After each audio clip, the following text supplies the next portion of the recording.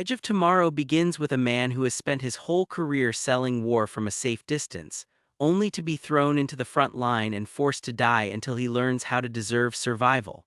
Major William Cage is polished, media-trained, and completely comfortable in front of a camera. He knows how to sell a military story and stay far away from bullets while other people do the dying. Then one disastrous day throws him directly into the worst battle on Earth, kills him within minutes, and forces him to live that same nightmare again and again until cowardice is no longer an option. The world is already deep in crisis when the story starts. An alien force known as the Mimics has hit Europe with devastating speed. They move like a flood of metal and instinct, swarming battlefields and tearing through armies that never seem able to predict them. Cities have fallen. Nations are desperate.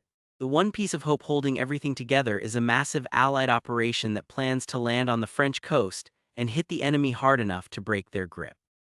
Publicly, the invasion is sold as the turning point of the war. He works under General Brigham as a public affairs officer, not as a combat leader. His value is his face and his voice, not his nerve.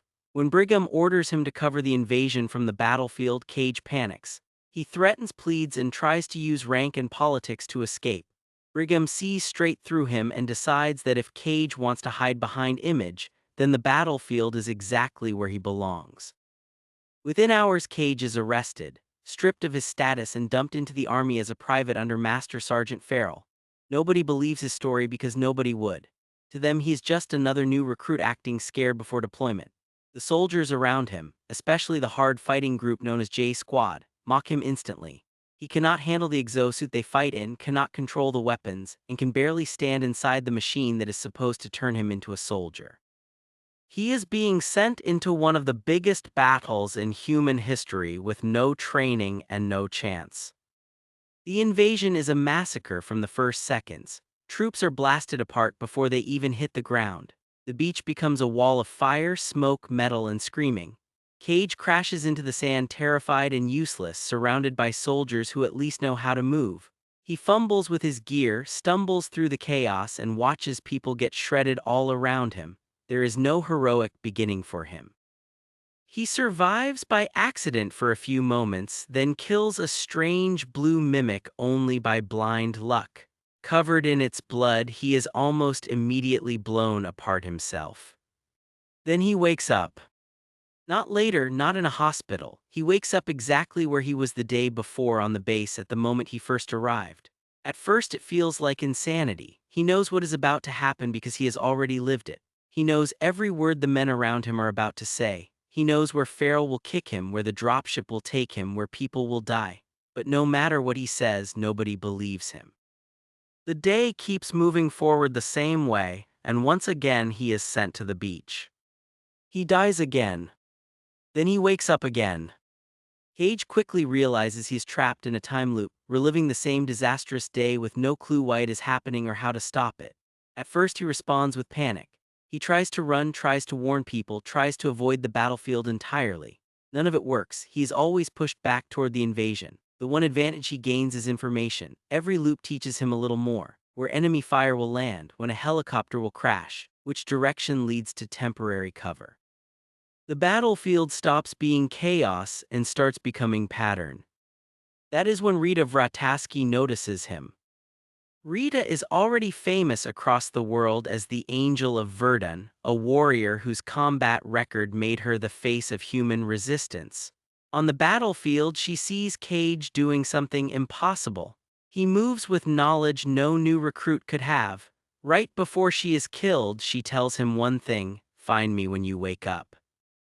When the loop resets, Cage fights his way off the base and reaches Rita before the invasion begins. She does not laugh at him. She takes one look at his panic and the details he knows, then brings him to Dr. Carter, a scientist working quietly outside the main command structure. Carter explains what has happened. The mimics are not simply fast or strong. They are connected through a central intelligence. Rare blue mimics can reset time when they die. Cage absorbed that ability when he killed one and died covered in its blood, just as Rita once did.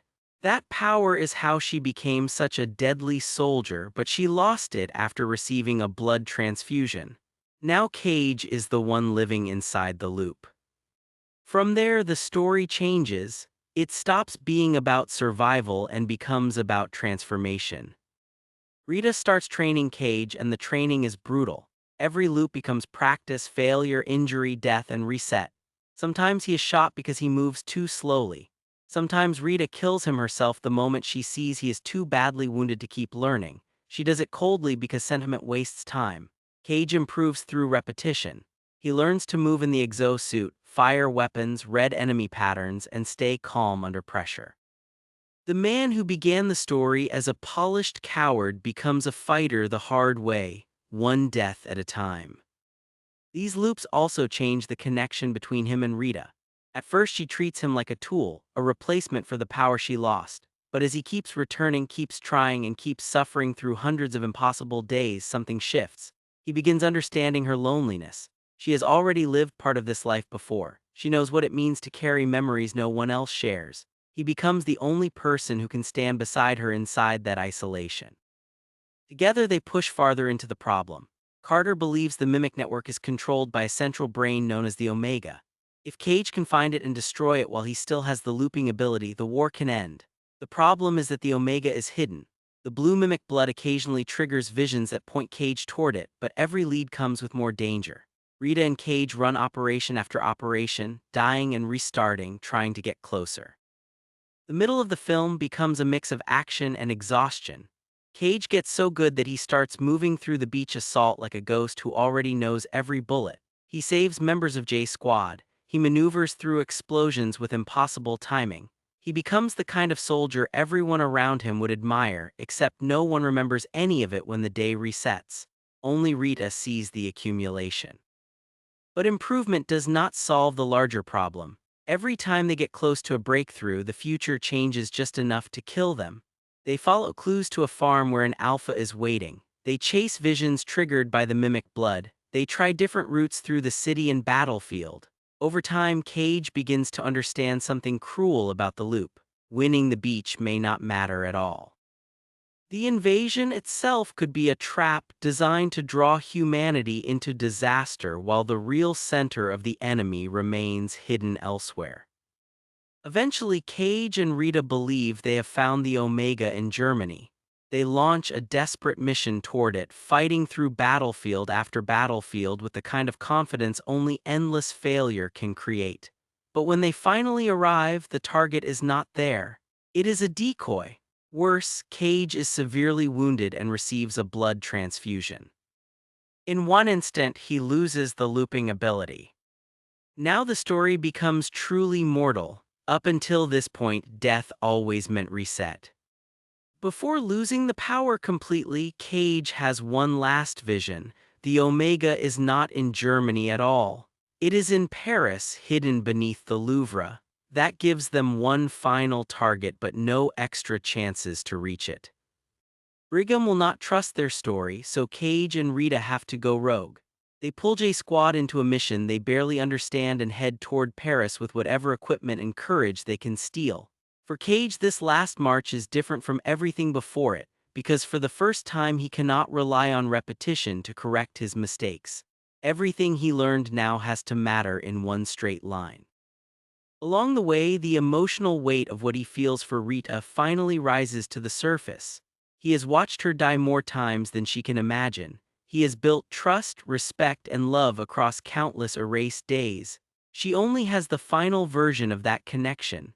That imbalance makes their closeness powerful and sad at the same time. He knows her through a history she will never remember. The final assault on Paris is brutal. J Squad fights through a city drowned in occupation, buying Cage and Rita time with their own lives. One by one, the soldiers fall. The mission narrows until it becomes just Cage and Rita pushing through the flooded ruins of the Louvre toward the hidden Omega. Then Rita is mortally wounded. She holds back the mimics and forces Cage to move without her because stopping to save her would mean losing everything. It is devastating precisely because he has seen her die before in other loops, but this time there will be no reset. He leaves her only because the future depends on it. Cage reaches the Omega, but an Alpha attacks him before he can finish the job. In the struggle, he is impaled and dying. With no other option left, he drops grenades into the Omega and detonates them as the alien system tears him apart. The blast kills the Omega and the effect races through the Mimic network. Across the battlefield, the enemy collapses.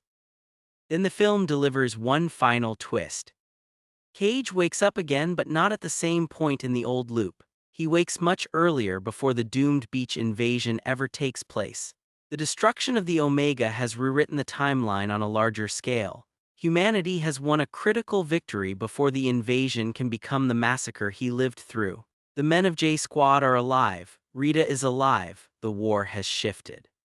But only Cage remembers what it cost.